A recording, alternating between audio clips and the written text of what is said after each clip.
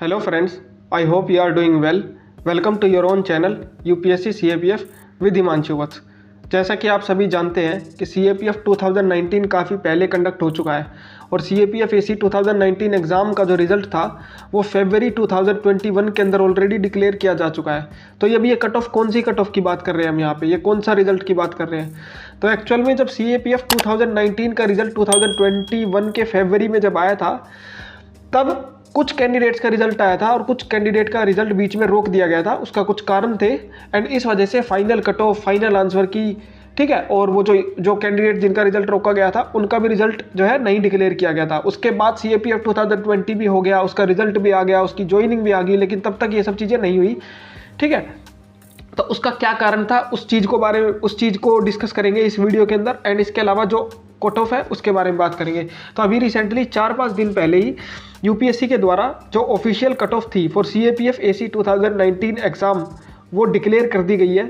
उसके अंदर उन्होंने जो भी कट ऑफ है वो सब बताया है, रिजर्व लिस्ट के बारे में बताया है एंड रिवाइज्ड रिजल्ट जो है वो दिया है। जिन कैंडिडेट्स का रिजल्ट रोक दिया गया था वो रिजल्ट जो है डिक्लेयर कर दिया गया है। तो इस वीडियो के थ्रू हम वो ही कट ऑफ देखने की कोशिश करेंगे एंड इसके साथ साथ मैं एंड में 2020 की कट ऑफ भी दिखा दूंगा आपको, जिसके बाद आप जो है 2022 के लिए एक आइडिया लगा सकते हो। बिकॉज अभी जैसे कि मैंने लास्ट अपनी कट ऑफ की वीडियो में भी बताया था, कट ऑफ थोड़ी सी हाई रहने वाली है। तो ये देख के आपको पता चल ही जाएगा कि मैं झूठ नहीं बोल रहा हूँ और जो है जो एनालिसिस है बेसिकली एक तरह का, तो वो आप देख लो, ठीक है। तो यहाँ पे क्या क्या डिक्लेयर किया गया है, तो कट ऑफ डिक्लेयर कर दी गई है, रिवाइज रिजल्ट डिक्लेयर कर दिया गया है, मार्क्स डिक्लेयर कर दिए गए हैं। इसके अलावा जो है रिजर्व लिस्ट के बारे में बता दिया गया है कि वो जल्दी आने वाली है, ठीक है। तो अब देखते हैं कि जो ये कट ऑफ थी, why the cut off and the result इतना लेट क्यों डिक्लेयर किया गया। तो एक्चुअल में क्या था कि CAPF 2019 का जब रिजल्ट डिक्लेयर किया गया उस टाइम पे कुछ EWS कैंडिडेट थे जिनका रिजल्ट नहीं आया या फिर उनके रिजल्ट को रोक दिया गया। क्यों? बिकॉज उस टाइम पे जो EWS है वो नया नया आया था और जो लोगों के पास सर्टिफिकेट थे वो सही नहीं थे या फिर पोस्ट डेटेड थे या फिर कॉम्पिटेंट अथॉरिटी के साइन नहीं थे। तो ये सब चीज़ें कंसिडर करते हुए उन सब का रिजल्ट प्रोविजनल कैटेगरी में डाल दिया, ठीक है। एंड फाइनल में जब रिजल्ट नहीं आया तो कुछ कैंडिडेट्स ने केस वेस किया, जो केस काफ़ी लंबे समय तक चला, ठीक है, दिल्ली हाई कोर्ट के अंदर एंड सुप्रीम कोर्ट के अंदर। उस केस का भी फाइनल जजमेंट जो है वो आ चुका है। तो उसके बाद जो है वो सब मैटर क्लियर होने के बाद UPSC ने जो फाइनल कट ऑफ है वो रिलीज़ करी है, रिवाइज्ड रिजल्ट रिलीज़ किया है एंड कुछ ही दिनों में रिजर्व लिस्ट के बारे में भी बताया गया है कि रिजर्व लिस्ट भी आ जाएगी, ठीक है। तो पहले जो रिजल्ट आया था वो सिर्फ 264 कैंडिडेट्स का आया था। जब ये रिवाइज्ड हुआ तो अब 288 कैंडिडेट का रिजल्ट हुआ है एंड रिजर्व लिस्ट में बताएं तो 42 कैंडिडेट्स अभी बचे हुए हैं जो और डिक्लेयर किए जा सकते हैं रिजल्ट के अंदर। तो इस वीडियो के अंदर हम वही कट ऑफ देखने की बात करते हैं। तो क्या कट ऑफ UPSC ने डिक्लेयर की गई है 2019 की। तो फ्रेंड्स ये है cut off for the CAPF AC 2019 exam, जो कि अभी रिसेंटली डिक्लेयर की गई UPSC के द्वारा। और कैटेगरी वाइज अपनी कट ऑफ जो है वो हम देखने की कोशिश करेंगे। जो टोटल वैकेंसीज थी उसकी बात करें तो 330 वैकेंसीज थी, ठीक है। 330 में से 12 जो है वो एक्स सर्विसमैन है, बाकी जो बचती है वो general EWS OBC SC ST की जो कट ऑफ है वो बचती है या वैकेंसीज जो है वो बचती है। तो सबसे पहले पेपर 1 की कट ऑफ के बारे में बात करें। यहाँ पे देखो आप, जनरल कैटेगरी की कट ऑफ कितनी है, 117.60 यानी कि 117.60 और 2020 की कट ऑफ भी अगर आपने देखी हो तो पता होगा 117.34। तो मैं यही कह रहा हूँ कि ये जो कट ऑफ आप सोच रहे हो ना कि 110 112 ये जा सकती है फॉर 2022 के लिए, मुझे लगता नहीं है, जाने को तो जा सकती है बट मुझे नहीं लगता। मुझे लगता है कि 118 ±3 उसके अलावा नहीं हो सकता, ठीक है। और आप पेपर 1 की कट ऑफ देखो 117.60। पेपर 1 प्लस पेपर 2 की कट ऑफ है 201 मार्क्स फॉर जनरल कैटेगरी के कैंडिडेट्स के लिए। एंड जो डिफरेंस आप देख सकते हो कितना है, तो यहाँ पे आपको 83 एंड 84। तो मैंने अपनी जो 2022 की और 2020 की कट ऑफ की वीडियो में बताया था 85 नंबर के आसपास का डिफरेंस रहता ही है हमेशा, 80 प्लस रहता है और 90 के अराउंड रहता है, ठीक है। और फिर फाइनल कट ऑफ कितनी है, तो 318 ये कट ऑफ जनरल कैटेगरी के लिए है। एंड 318 और 211 201 ये देखोगे तो 117 नंबर का डिफरेंस बचता है।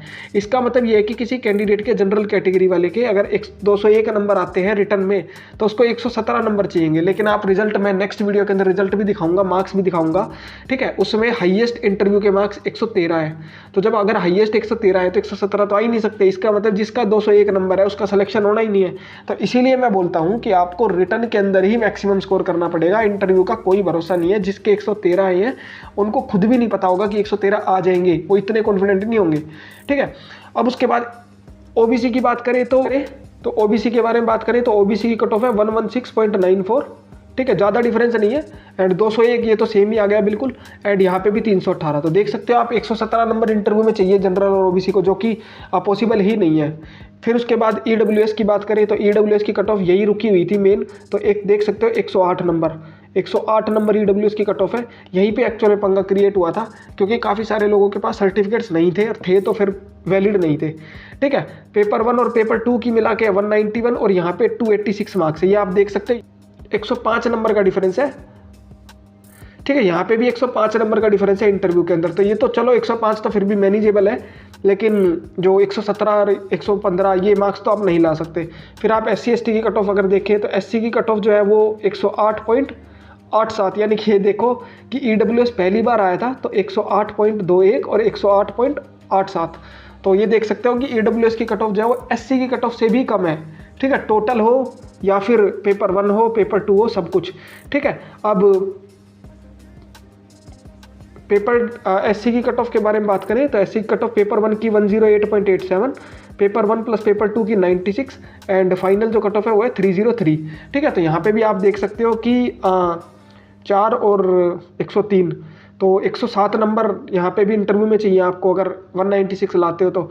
और यहाँ पे आप डिफरेंस देख सकते हो कि 86-87 मार्क्स का जो डिफरेंस है ना वो देखने को मिलता है। यानी कि पेपर 2 में आपको 87-85 इस तरह के नंबर तो मिनिमम चाहिए, तभी आप जो है फाइनल तक के लिए जा पाओगे। ठीक है, मिनिमम इन द सेंस कि फाइनल तक जाने की बात कर रहा हूँ, सिलेक्शन की बात कर रहा हूँ। ठीक है, सिर्फ रिटर्न क्लियर करने की बात नहीं कर रहा हूँ। ST की कट ऑफ अगर देखो तो ST की कट ऑफ 102.16।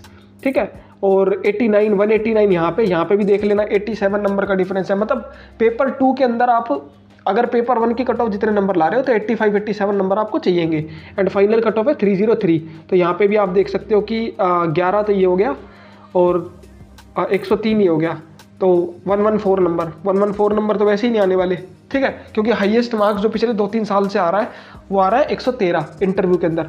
तो इससे ये पता चलता है कि आपको जितना भी आपका स्कोर जो रखना है वो सारा का सारा रिटर्न के थ्रू ही जो है स्कोर करना है। अगर आप इंटरव्यू के भरोसे रहोगे तो फिर आप ज़्यादा कुछ बेटर नहीं कर पाओगे। ठीक है, तो ये थी सारी कट ऑफ, आपने देख ही लिया होगा।